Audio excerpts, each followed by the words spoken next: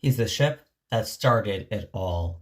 From my own personal interest in ships to my very, very cherished Manitoba Riverboat series. However, he also began the beginning of the end for the once mighty Manitoban riverboats.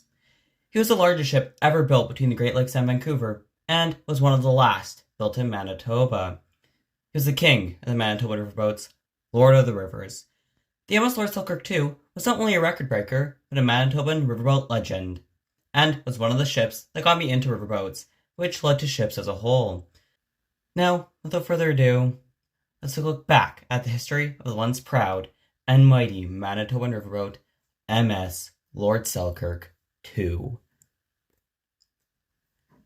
Before we begin, I have a few things to clarify. The first being, most ships use the pronoun her, however, Lord Selkirk, just like the Bismarck, is a he, as he is called Lord. Second, there are not too many pictures of Lord Selkirk II in service, so apologies for the reused photos. There is several different paint schemes of her, so you will see that, but there aren't enough of each to be able to fit in their time frame. Next, I refer to seasons quite a lot, and those are often mid to late spring to winter freeze up.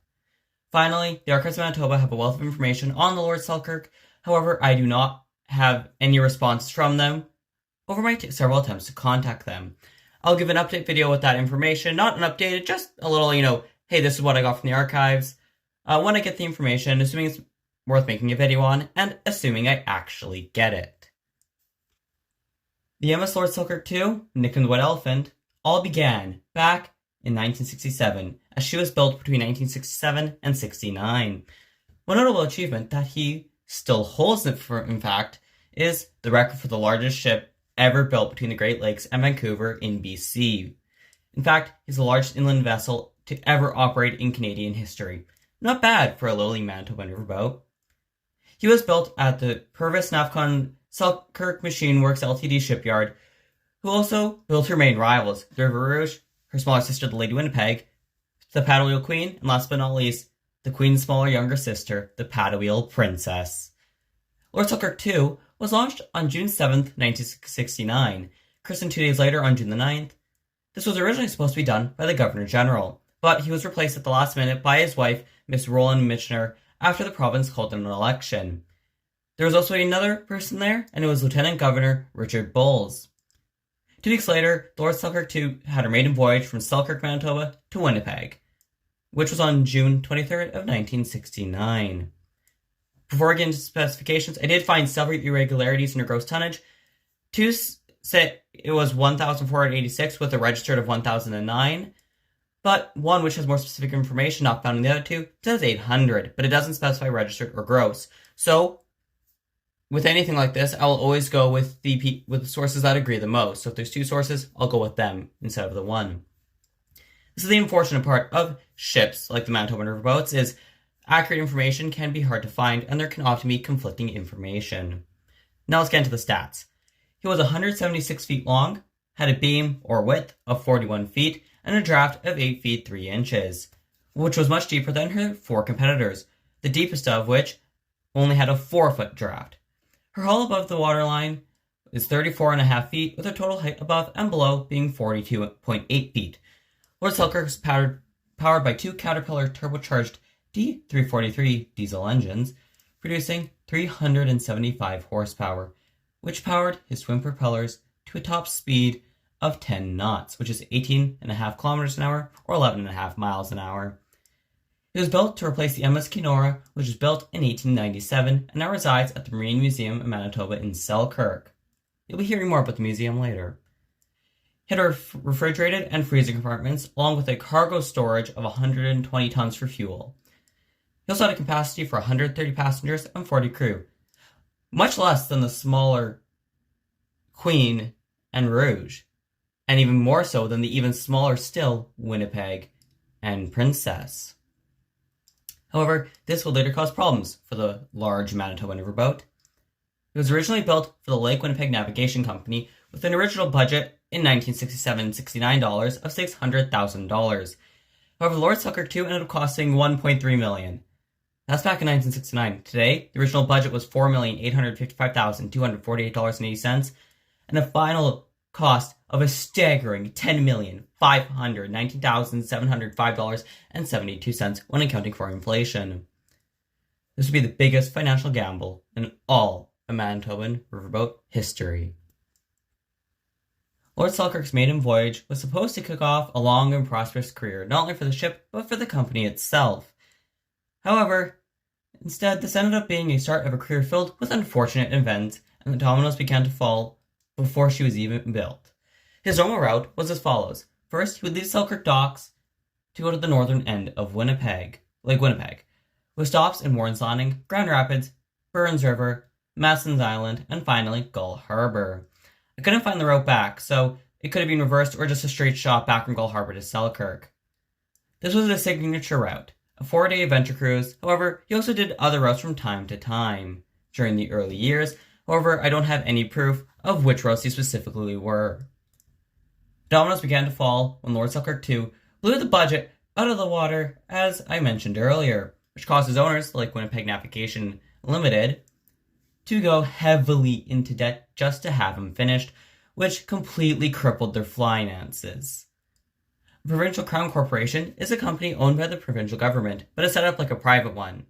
One of these, the Manitoba Development Corporation, stepped in to keep the company solvent to the tune of $600,000, which is $4,855,240.80 in 2024, for the first few seasons of the Lord's career, as he lost hundreds of thousands of dollars. In July 1970, the vessel hosted royalty, Queen Elizabeth II, her husband Prince Philip, Prince and now King Charles, and Princess Anne. The Governor-General of Canada also sailed aboard the ship, but was unable to find when it occurred. In 1971, Lake Winnipeg Navigation Limited folded and ceased all operations, which caused a major dilemma, as the MDC, the Manitoba Development Corporation, was now the owners of the White Elephant and were unable to find a buyer. So, the province of Manitoba set up a company called Venture Manitoba, which still exists today, but only owns and operates the Falcon Lake Golf Course. Far from what their heyday used to be. Venture Manitoba would continue to operate this Lord Selkirk II on the same route, with the last season under their ownership being in 1977. In 1978, it was once again put up for sale and was laid up in Gull Harbor after losing $1.3 million under Venture's ownership, which is $6,158,328.90 today. A mind-blowing amount of money. Good news, he was actually bought this time around by Subarctic Expeditions Inc., which was created by a consortium of businessmen led by Harold Arison. The other members being Leo Kolchik, David Arison, Rex Arison, who I'm assuming the three Arisons are related. However, I could not find much information on that. Lord Selkirk II was purchased for just $250,000, or about $1.08 million today, which seemed like a bargain price at the time despite the continuous losses, but he would sit idle during the 79 season at Gull Harbor. In their first year operating the Selkirk in 1980, they lost $300,000, about $1.3 million today. Despite this, they would operate the Selkirk on her Lake Winnipeg routes until 1982, but I could not find any financial data for the 81 and 82 seasons, so I'm assuming losses continued, as I'm sure the first profitable season would have been noted. Lord Selkirk was once again put up for sale and sold in 1983 to Winnipeg businessman Jim Gother, which some of you might recognize that last name, as his family owns many car dealerships in Winnipeg. And Bill Harris, who retrofitted Lord Selkirk II to the tune of $2 million, or $7.23 million today, under the company Funship Cruise Lines. They would only run him on the Red River, however, and this ended Lord Selkirk's tenure on Lake Winnipeg, as he would never leave the Red River again, as roads and small gravel airships took over the role of the ship, which transported cargo to communities served by the Selkirk. And those few who still needed ships were operated by the 69 or 70 built, it is unclear which, and the Poplar River, which still serves these communities to this very day, and it is a barge. And it started that in the mid-70s. So, trips became vacation-focused, but the Selkirk just wasn't designed to with the cargo space, as cargo took up space that could have been used for passengers instead of being empty. However, operating on the Red also caused huge competition between the Selkirk and the two other river tour companies, River Rouge Tours, who operated the MS River Rouge, and her smaller younger sister, the Lady Winnipeg, and the second company being Paddle Wheel Riverboats, which owned and operated the Paddle Wheel Queen, and, of course, her younger, smaller sister, the beloved Paddle Wheel Princess. In 84, Harris became the sole owner of the Lord Selkirk II, after I presume he bought out Jim, but I could not find any more information. After failing to obtain a casino license, Harris put the White Elephant up for sale once more in 1986. Lord Selkirk was purchased by Selkirk, Manitoban local Dr. Joseph Sloan, who would operate the ship while lobbying for a gambling license which was previously denied under Harris's ownership. Unsurprisingly, Manitoba stood fast by their previous decision and once again denied the request. This becomes a trend. Sloan would operate the ship up till and including the 1990 season. Here follows is an advertisement from 86 and another from 88 commissioned by Sloan for the ship. They'll play one after the other. Cruising down the river on the MS Lord Selkirk II on a Sunday afternoon. Sunday brunch served between 10:30 and 2. At 2:30, we'll be underway on a leisurely cruise down the Red River. Dockside Lunch served daily will offer a unique blend of superb traditional cuisine and Caribbean hospitality. Perhaps even a surprise fashion show. Whatever the occasion, the MS Lord Selkirk II will arrange every detail with style. Call the office on catering information. And be sure to spend Sunday cruising down the river aboard the MS Lord Selkirk II. Winnipeg's elegant floating restaurant and fun ship, the MS Lord Selkirk II. She's North America's only inland cruise ship, and she's a beauty.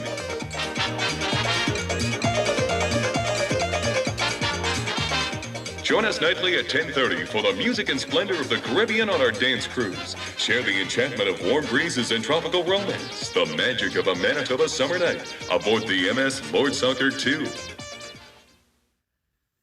Sloan intended to operate the Selkirk in the 91 season, and during the winter of 90 and 91, extensive engineering and mechanical work took place.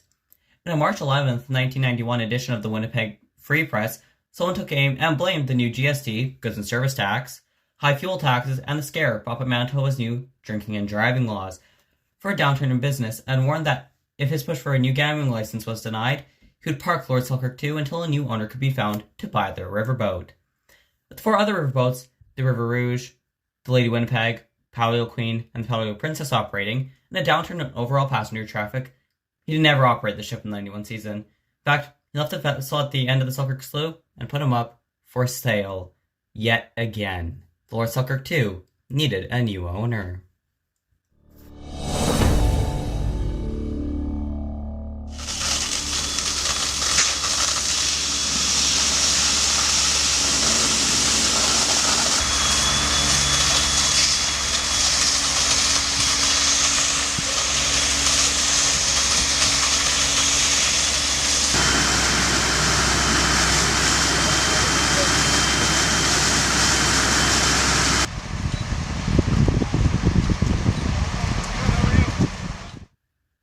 There was nothing left to save of the Lord Selkirk II, and she was now unsalvageable for further service or even preservation at the Marine Museum of Manitoba, which was only a few blocks away.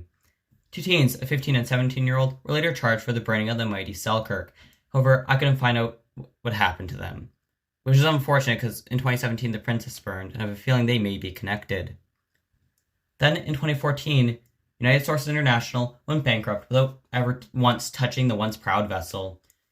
Then, a slight incident, you could say, happened on April 22nd, 2014, when there was an ice jam in the Red River just north of the Bridge to Nowhere on Highway 4. The bridge got a same bridge to nowhere as it used to not lead to much of anything, just open road. So what happened? Well, Selkirk Slough is a part of the Red River, and there was an ice jam just north of the bridge.